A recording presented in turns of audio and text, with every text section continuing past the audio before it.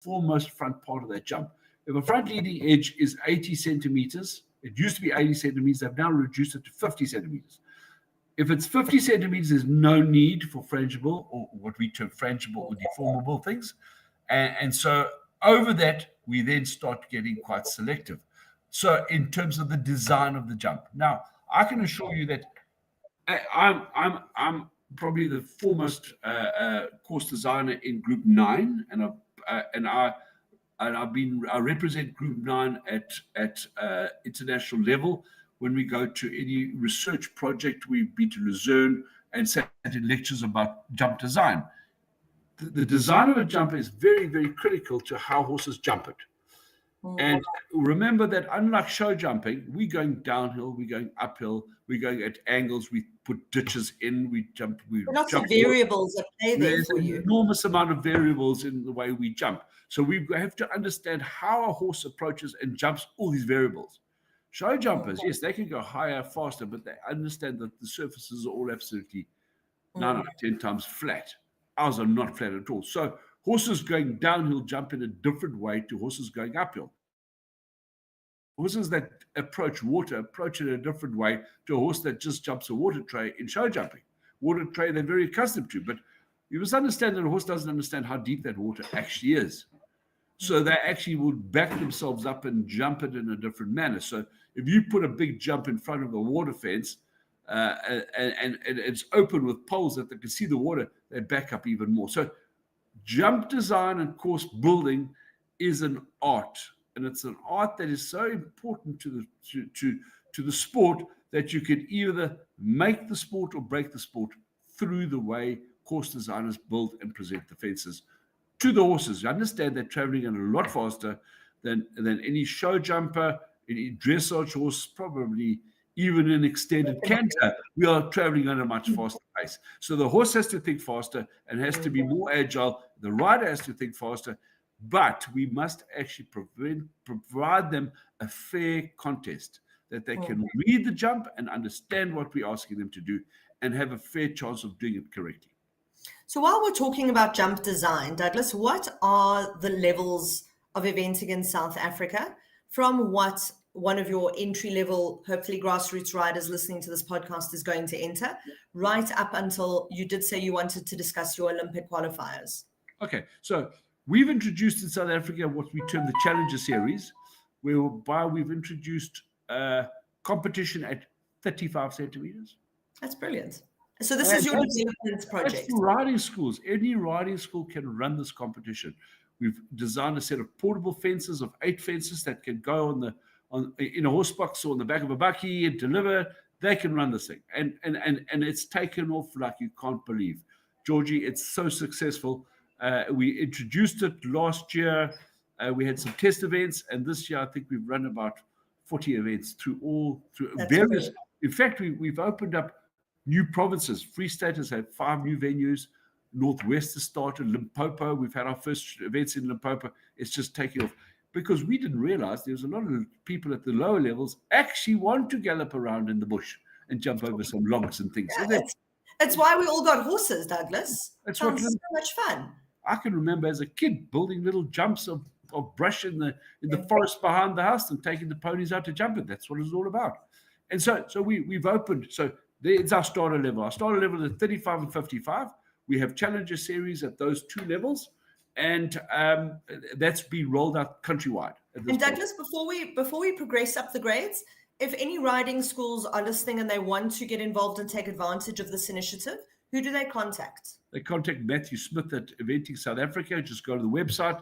His details are there. He's in charge of our development projects, and so we have sets of portables that go from place to place. It's for free. We deliver them. People collect them, and they can run the Challenger Series. Fantastic. And it all goes online, and the competition is scored online by Eventing South Africa. You can grade yourself against all the other riding schools. You can rank yourself against all the riders in the country.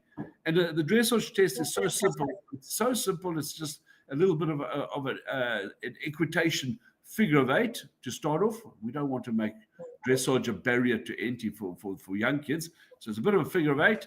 you do your dressage, you do 8 jumps in cross country that are laid out in a specific order, and 5 jumps, show jumps at your level, whether it be 35 or 55, and we then score you. And you can go online upload it from the show holder will upload it from a cell phone. It's online, and all the competitors can see their scores and how they rank in South Africa. Now that's a first. Great. Yeah, so that's created an enormous amount of enthusiasm. So we've rolled out the Challenger Series throughout the country. The next level up is we have the 65 and 75, which we deem as non-affiliated. Okay. However, it is just simply a step up from 55, whereby riders can come. It's at a lower cost. You don't have to be full members of SANAF. You don't have to be full members of ESA. You can be a temporary member, and you can then continue your progress in 65 and 75. After that is 85, and you have to be fully affiliated, because now we have all our safety aspects involved and controls. We have a safety officer. We have to have ground jury. We have to have dressage judges, cross-country technical delegates, course designers, all fully qualified. That then takes us from 85 to 95. Then we go into the FEI categories, whereby we start at 1 star, which is 105, 2 star, which is 110, 3 star, which is 115, and 4 star, which is 1 meter 20. And you must understand 1 meter 20 in 4 star in show jumping, it might not be a very big jump, but if you're coming downhill at 550 meters a minute and you've got an upright at 1 meter 20, it's a really tricky jump to jump. And if I put a ditch underneath it, or I put a drop behind it, it makes a whole new complex. Douglas, I don't think any show jumpers would argue that with you. That really is it changes the sport significantly. So, and Douglas, what is the spread in South Africa of our lower levels to FEI level riders? Because I imagine with these frangible pins and you were saying deformable jumps, there's quite a cost associated, and that must be, not prohibitive for eventing, but certainly one of the challenges your sport faces. Well, what eventing? We identify that the risk should be identified and actually solved by ourselves. So we've got a set of frangible devices. Okay. We are currently in the process of training all our course designers on the use of the frangible devices, what type of jumps they need to do it, and we then provide the whole kit to them, and it can go from show to show to show, so that we are with the utmost highest international safety standards for all the jumps that we are providing for the competitors to jump. That for us is fundamentally important. And being part of the FEI family, we have access to all their research and what they do and why they do it. So this is really important for us. To me, as the president of Eventing South Africa, safety is first. Horse welfare and rider welfare is absolutely paramount. So Douglas, maybe we can take a bit of a segue into the safety elements now. Eventing, of course, you did speak about the social license, and unfortunately it is what is perceived as being one of the more risky sports, of course, with good reason. But there've been amazing changes made, and one of the ones that I've become aware of now is, I don't want to speak out of turn, but I believe you used to be able to have the rider could fall off twice on the track and still continue. And now, for example, that stopped. No, absolutely not. Yes. Let me go through that with you, Georgie, quickly. Is that if a rider's fallen off on course, how do we know that it's not concussed to a certain extent? So the new rule says if you fall off, you walk home. That's that simple. You go straight to the doctor. Every event has to have a doctor present. Every event has to have a vet present. The horse goes to report to the vet, the rider to the doctor. He's not allowed to get back on his horse. Now, that's been in place for quite a long time now. And we're taking it to another level. In fact, this evening, some statistics came up on some research that's been done. And hear this very carefully, is that a horse that has below a certain penalty level, when I say penalty, which means a bad score in the dressage, the worse the score, the higher the risk of that rider falling off. So this research was initially done in the UK, and they had vast numbers of riders going through courses every single weekend. They have thousands that go through courses every single weekend. So they did a statistical research And we've done the same. And it turns out that our figures are exactly the same as theirs. The worse the dressage score, the higher the chance of the rider falling off. And it's also found out that in show jumping, if you show jump before you do cross country, if you have more than 4 poles, you're not allowed to start cross country. Why? Because statistically, you have a very high chance of falling off if the horses are poles. So if you understand, you knock a pole in show jumping, the pole will fall. If you knock that pole, the same pole in cross country, there's a very high chance the rider's going to fall off. So we've introduced a rule that says if you knock more than 4 poles, you can't start cross country. Okay. So these are the additions we've done very recently to make our sport safer. And from an equipment perspective, Douglas, I know that you're very strict about the safety standards of the helmets used in cross country, but also body protectors. Yeah, every show has tack checkers before you go cross country. There's certain standards we have to adhere to. It can be quite expensive, sadly, but it's only implemented at the higher levels because now the risk gets huge. If you go to lower levels, I know I've attended some of these Challenger series, the new ones, and I did all the. I was at every single one of the test series, and I think I had one rider fall off out of 70, 80 starters. The rider bounced back on his feet and wanted to continue. We said, "No, get checked by the doctor." He says, "No, check the doctor, and I want to start again." So we have very, very high safety standards in eventing. We have to have. There is a certain amount of risk, but it's an international process to try a procedure to try and make our sport safer. I must say, any sport that I think you have to ride with your medical aid card is for me, it's a double-edged. First, I think it's a fantastic idea. We should all be safer. But secondly, how exciting! I think if there isn't a chance that you might need your medical aid card, what are you doing, Douglas? Come on. You know what?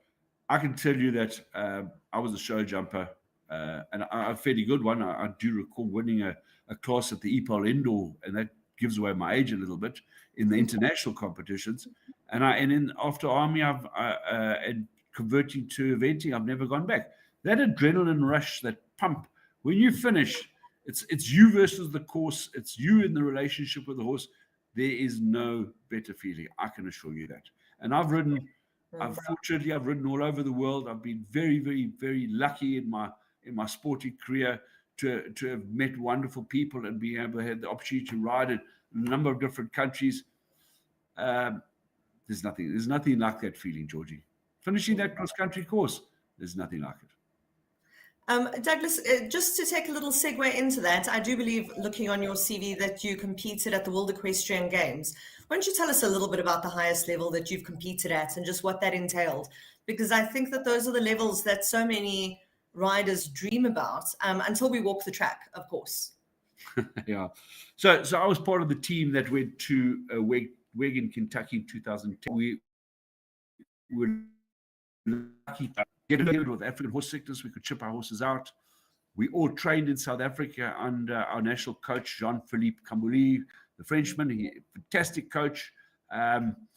Reduced down to 6 of us that traveled to France, quarantined in Cape Town, shipped the horses over, arrived in France late January, and by the first week in February, I was at Saumur jumping a 4-star short. It was snowing. It was goddamn cold. 80 starters, and I finished 20th. I was just over the moon. I thought I'd died and gone to heaven at that moment. As well. That being said, I continued my journey. I rode another 3 events in France, jumped 3 clear rounds at every single one. The coach said, "Douglas, pack your horse away, go home for a little holiday, and prepare for Kentucky." I was then chosen to ride number 1 for South Africa, to be the pathfinder. Unfortunately, I met a little bit of problem around Kentucky. I jumped clear, and I was within the time. At about jump number 18, I came across the enormous ditch palisade, and my horse King's Courier decided that was just simply a bridge too far. However, a very proud moment in my riding career that us from small beginnings in South Africa could take it right up to that level. I made a lot of friends. Yeah, it was absolutely amazing. The teamwork was great. We had a fantastic time, and we all learned a lot about the sport. I come back to South Africa a better, more rounded and educated rider from that experience. I now, as the president of Eventing South Africa, wish everybody to have an opportunity to do what I managed to do. Granted, we have hurdles in our way here in South Africa of African horse sickness, and I understand that really well because I was the chairman of the African Horse Sickness Trust for 15 years. So I understand the hurdles more than anybody else. That being said, we have a window period now. And I'm absolutely convinced we're going to be shipping horses out this country before the end of this year. And we have, at Eventing, have been preparing. We've run 2 4-star events to qualify. Very excited. We've got 1 horse and rider combination that have jumped 2 qualifiers, 1 more qualifier required, and Paris could be a real thing. Paris 2024 Olympics. Could be a real thing for a South African-based rider on a South African-based horse, produced in South Africa over our courses and with our structures in South Africa. Very exciting. That's it. That's incredible, Douglas. That really is. And it's something that I think I spoke to Oliver Lazarus on this podcast, and he spoke so highly of the opportunity to compete internationally and said that it's so much easier. I feel like this about dressage schoolmaster horses, that it's so much easier to go one way again when you've been there before. So high performance does, in a way, set the tone for development, because once we've been to an event like that, it's much easier to go a second time. The first time, always the hardest, right? Absolutely. What's the biggest challenge facing South Africans trying to qualify? I would imagine building the 4-star tracks for a start is quite expensive. Then, of course, there is the expense of going overseas. You've spoken so much about the kind of terrain and climate and how that influences the horses. Is that something that our Olympic potential will have to face once they're over there? Georgie, I think not. I've done the process, and I did the process with Graham Wynne and Martijn Swanepoel and Heidi Kane, Paul Hart. I don't think we were disadvantaged in any way whatsoever. That's fantastic. A jump's a jump. The going soft or hard. You change your studs according to the going. I don't think we're disadvantaged at all. Potentially in terms of the crowd and atmosphere, but I don't think. That's interesting. I hadn't even thought about that. That's. If you go to Babington, people are standing 5 deep your whole track.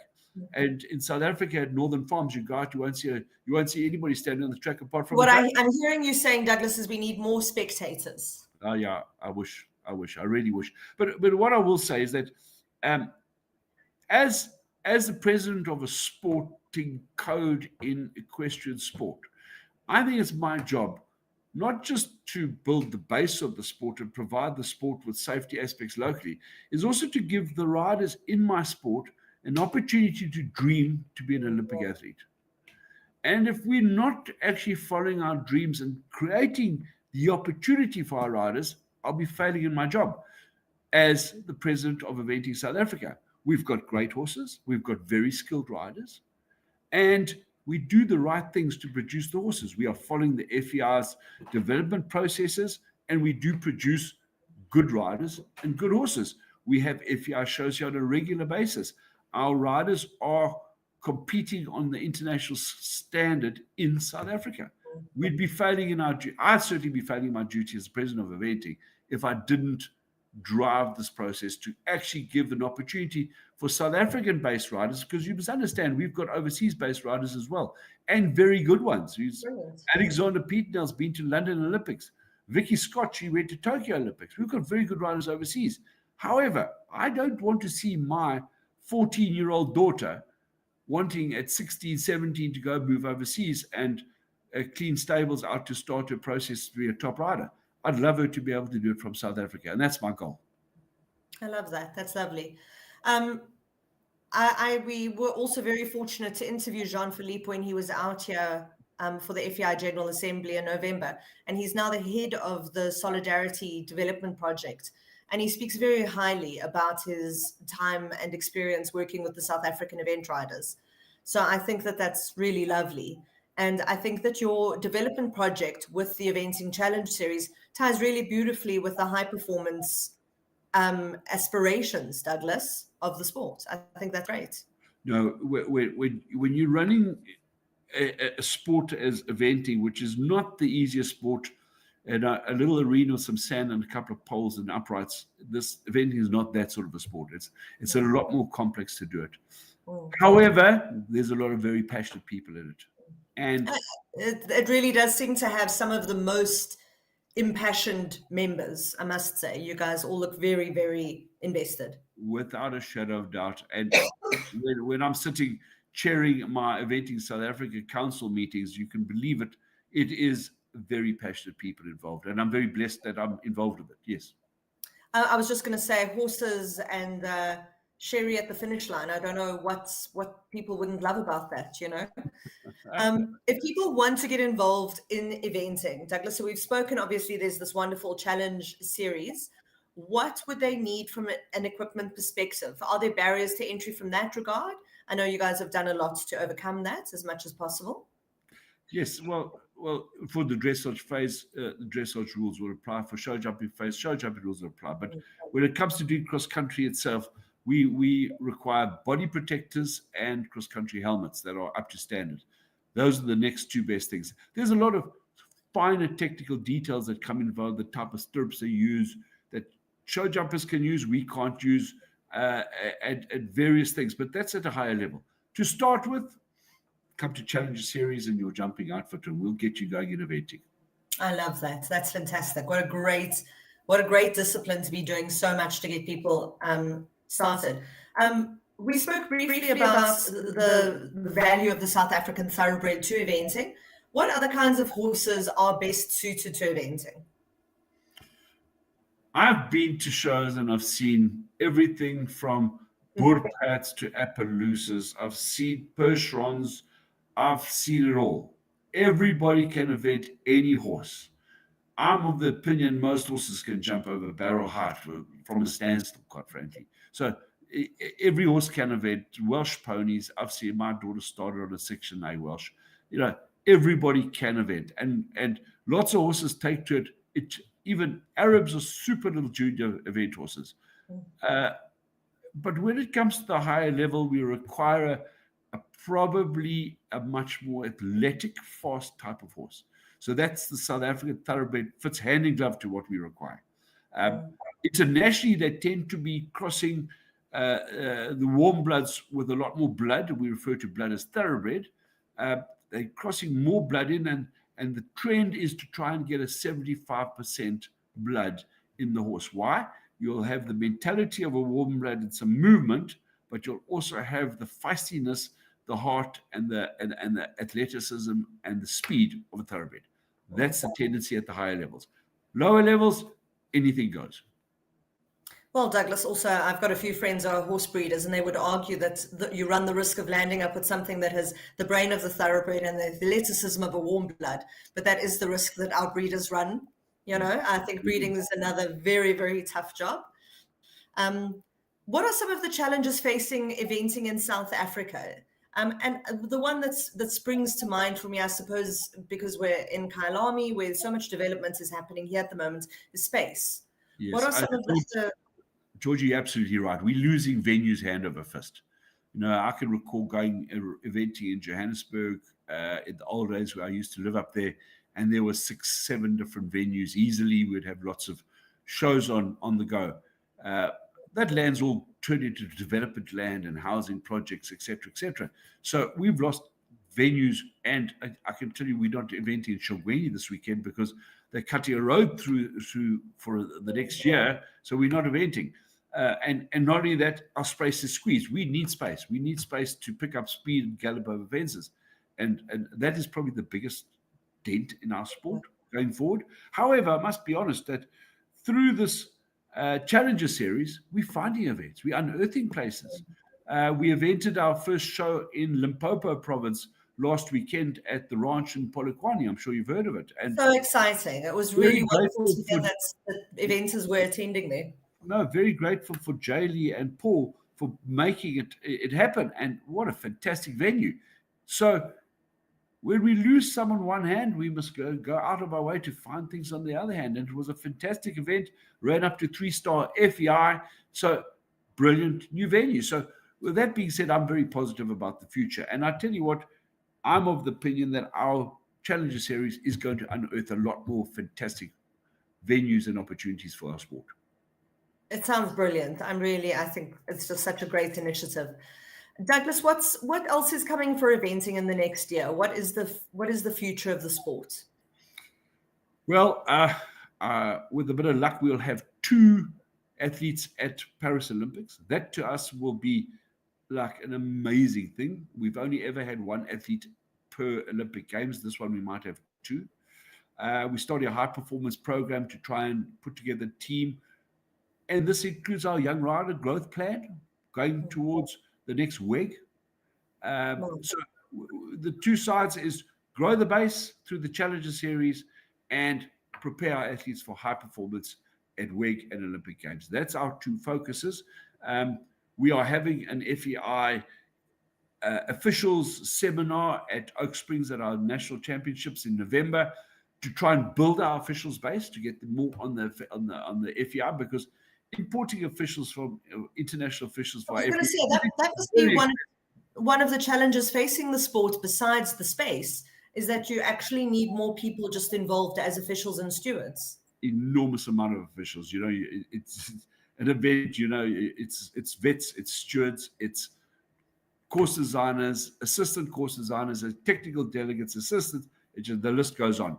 So we managed to convince FEI to give us a seminar. They're sending out all the directors. In November, we're running a huge seminar to try and build our base of officials. It's very important. And I urge any mothers and fathers of competitors to come and get involved. We have a program to develop officials. And how do they get involved with that, Douglas? Who do they contact? Once again, they go to the Eventing South Africa website.